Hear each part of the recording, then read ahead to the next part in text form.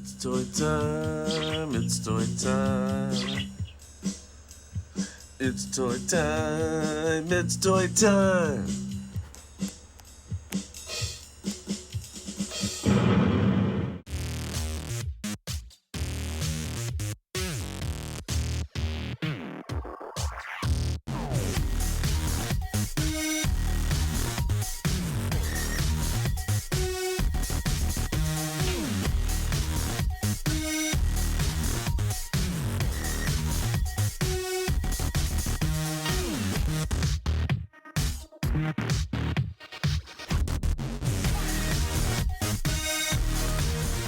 Hello and welcome back to all you YouTubers, social media platform viewers, all you Toy Time Studio subscribers, toy freaks and geeks, addicts and fanatics.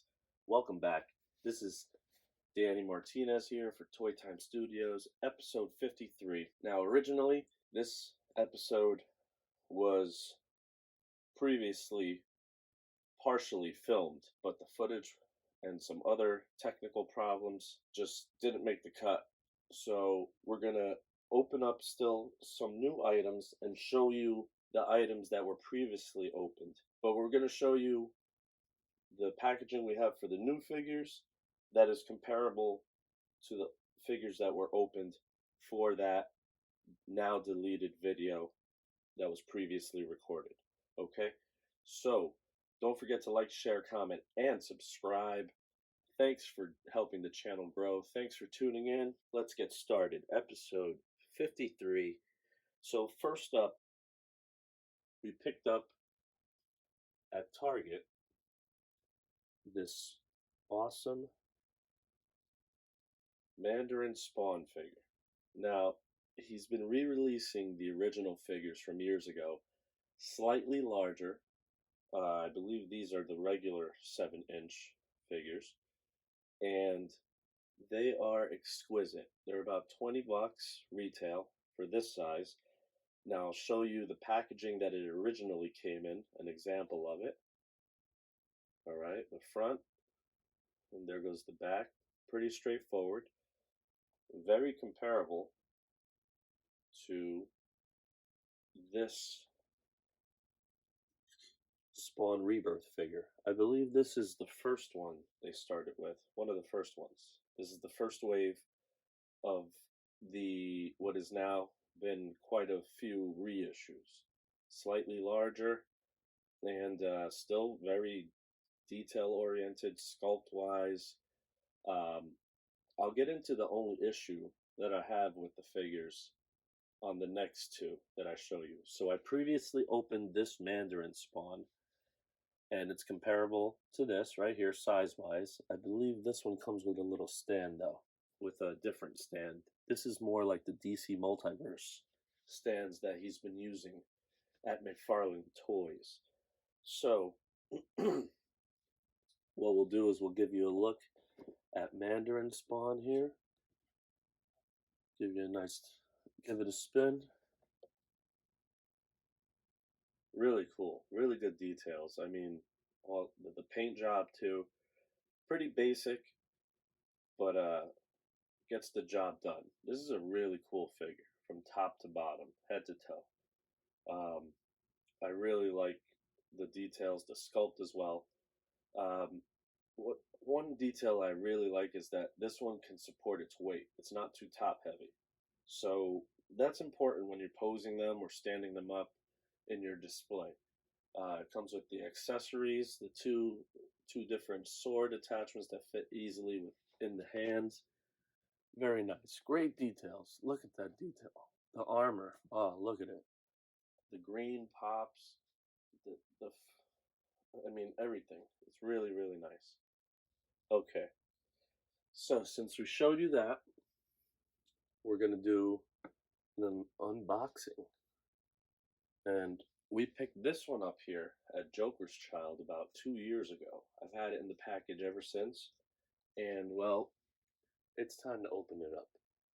So, got my X-Acto knife. Has a few spots. one side to the other.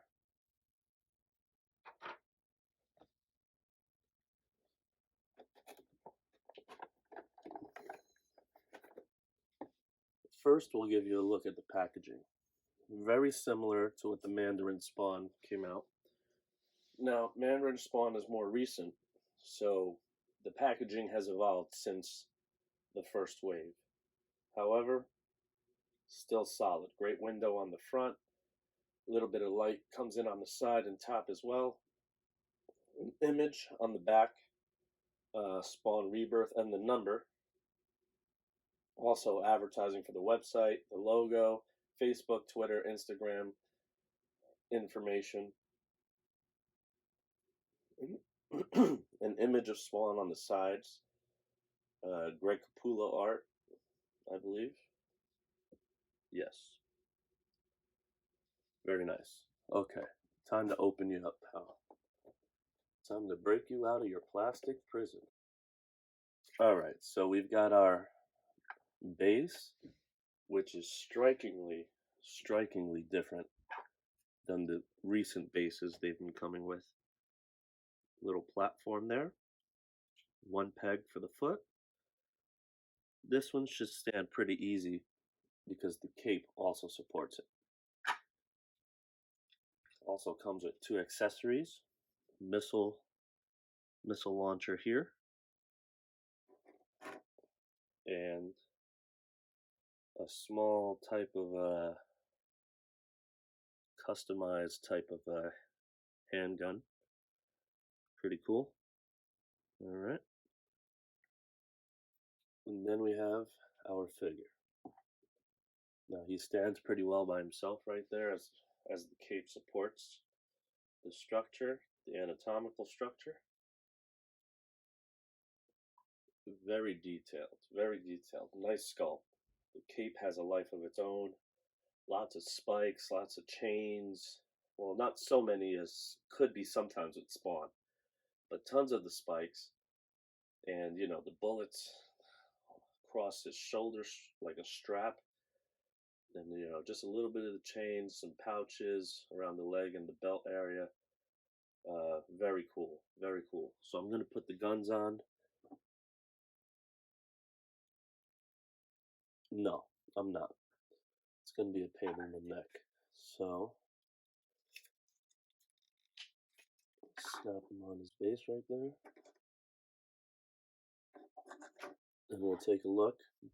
We'll give him a spin. Very cool. Great pose, very strong, ready, very standoffish. The cape is really, really accurate to what Greg Capullo used to do and what Mcfarlane used to do back in the day when they were both doing Spawn. The cape always had a life of its own. Very cool. Very, very comic accurate. Lots of spikes. Great paint job on the spikes, especially. The spikes pop the most out of everything, besides, you know, the striking pose and the cape. So very cool. So as you can see, standing next to Mandarin Spawn, they're just about the same size. Very cool. Okay. So next up, same situation. We'll move these over first. So same situation. We opened these two up previously. First we have Raven Spawn with his staff, with the blade on the one edge, kind of an axe, and some kind of hook with the chain with another hook on the opposite end, but flowing in the background. Very, very cool figure. Raven Spawn is... I picked it up based on that it was kind of grotesque and twisted and dark. Spawn captures that very nicely in every version almost. Give you a look at it. all around. See how that chain flows? The chain on the belt with the two hooks also. Some of his armor with some kind of protrusions and spike type bony looking out like growth growth pieces there. The cape is very tattered and destroyed and withered. Comes down to his helmet. Very twisted sculpt on the face inside. The eyes kind of glow. The staff. This one stands pretty easy also because it's not too top heavy. Like I said, even with the DC Multiverse figures Mcfarland did, some of them are very top heavy and the legs are skinny, too skinny for the size appropriation of the top part. And that causes them to be problematic when you're posing them or displaying them. So the packaging for Raven Spawn I destroyed, and I also destroyed the packaging for Redeemer, who is right here. Now this is the one that is problematic, being too top heavy with the wings, so I compensated with the pose of the other leg and the sword as a third leg. We'll give you a look at it. 360. The wings are beautiful. Great sculpt. Top heavy though. Does not support itself easily. The armor is kind of flat gold, but some of it pops more than other. The spikes along the head, and that's pretty cool.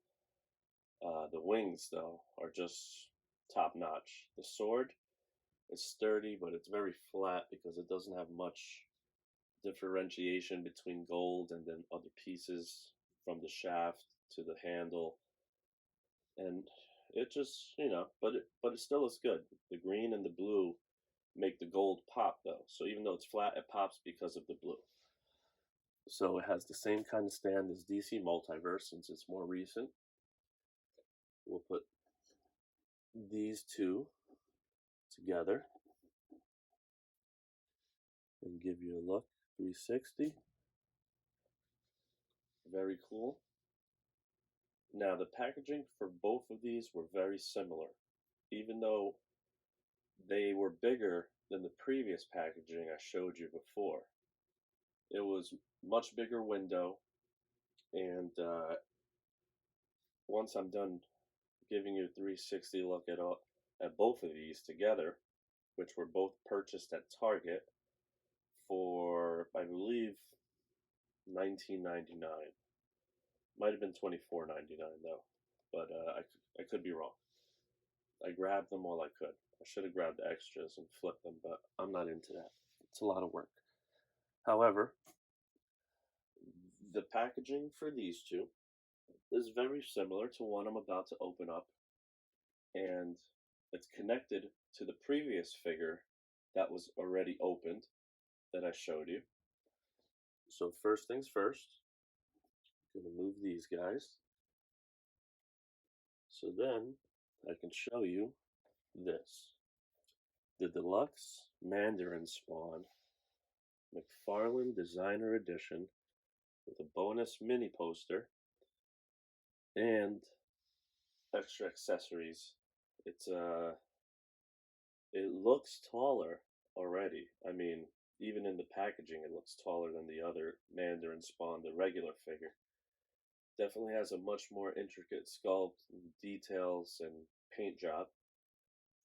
Much more customized armor. However, I'm not sure if I should open this one. This is very similar packaging, almost exact, except it's just more intricate on the design on the sides here, which I'll give you a look at right now. Like this kind of design on the sides.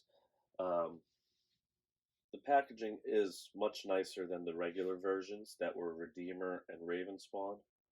However, it does make me not want to open this one. This one was purchased at GameStop in Wayne on 23 North. And there you go with the look at the figure at the back. Facebook, Twitter, Instagram. GameStop sticker on it. I might just keep the packaging. I think I feel like I should, but then again, I kind of want to open it. But this one I heard is already being flipped for a lot of money. I'm gonna keep this one, just like this. All right. Next up, we have one more unboxing, and it is for this Mcfarlane Toys Mega figure of the Violator. Awesome, awesome. Of course, as you can see, he's bigger, very bulky. The packaging is bigger. The window is bigger. The window goes extensively on the top and just a bit more to the right on the side. Again, for retail purposes, they stack nicely. They're pretty compact inside, just plastic casing on the inside. A light green yellowish interior, so it kind of pops the grays and his structure. So this one was picked up at Target on 46 in Fairfield, 46 eastbound side, and I definitely retail for this is $49.99. Same thing for the Mandarin Spawn Deluxe Edition. That actually was 40 at GameStop. So this one is 50 because it's bigger, it's bulkier, a lot more plastic. So once again, we're going to use our trusty X-Acto knife and slice open the sides where the tape is. Always be careful because X-Acto knives are razor sharp and they will slice through flesh like butter. Always cut away or safely, not at a distance. Alright, now there's one more, but before we do that, let's give you a look at the packaging. Alright, so as you can see, the window on the front, as it goes to the left side, you have another image of the Violator.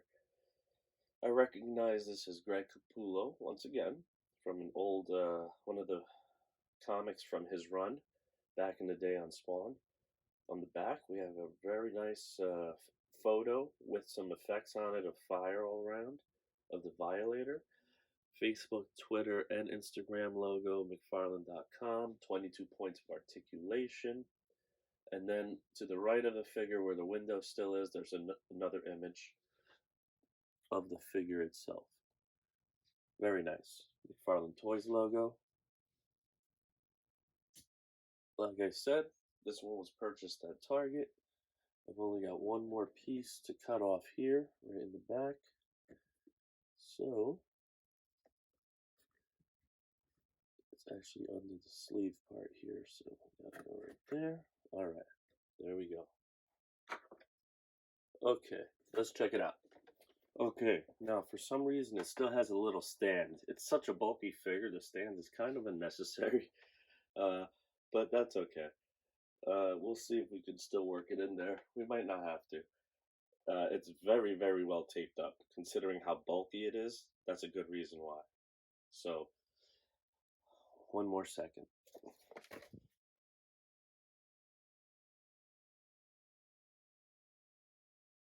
Okay, now we've got a decent stance going for him. Not going to fidget with him too much because these figures, I read a lot of complaints sometimes that they're delicate or like, people maybe be mishandling them when they're opening them. And when you're handling them, especially when you're doing it the wrong way, certain things are only supposed to bend certain ways or twist certain ways. So if you force it too much, it's plastic. It's going to snap. However, really nice job. A lot of detail on this. The sculpt is very rough. It's supposed to be. This is the Violator, So, got your horns there. His mouth is, the teeth are all jagged. The face, really crazy. Let's see. He's pretty twisted already, but let's give him a look. Give him a spin now. Let's take a look. See what he's got going. All right, really nice. Some of those bone protrusions coming out of his arms. by his elbow and his wrist and knuckles, and then along the back, the spine. Whoa, this is twisted. Uh, and then his other arm again, the back tailbone. He has that kind of bottom where it's like almost like double jointed the other way instead, like a horse would be, or some certain animals. The face is just woof, grotesque. Quite a paint job on the mouth too. Inside, great. Wow, sick, unbelievable. Okay, one last look at the group shot. I attached his guns to his hands. The attachment from the hand to the wrist broke off for Spawn a little bit, which is probably about to show right now, any second. So I'll just have to take that little plastic piece out and replace it with another one. I've got plenty. But really nice group shot here. I mean, they really look good. Okay. Um, there's nothing more to be said. But maybe I'll open. No, I'm not going to open the Spawn, the Mandarin Spawn Deluxe Edition. Before I leave, I'm going to leave you with a little footage of the Spawn section that I have of my previous Spawn toys from years ago, the ones that I still have and kept, and some I opened up to put in this display so I could have a little Spawn section. That's the Spawn section, and then there's also another smaller section which is just all the different ones. So like mostly my starting lineups there and all my other Mcfarlane toys like Monsters and Movie, Maniacs and other stuff, and then also some other toys random. But that's where I keep the rest of the Mcfarlane toys from years ago that I haven't opened up. I unboxed two more items, and they display nicely. They're gonna go in my D-top with alongside the Multiverse, DC Multiverse Mcfarlane figures. I'm gonna start doing the Spawn ones eventually. Do one little section there. I might even just move it to the bookshelf, possibly. I don't know. So there you have it. Episode 53 in the books. Don't forget to like, share, comment, and subscribe. Take care of yourselves. Take care of each other. Be safe. Peace.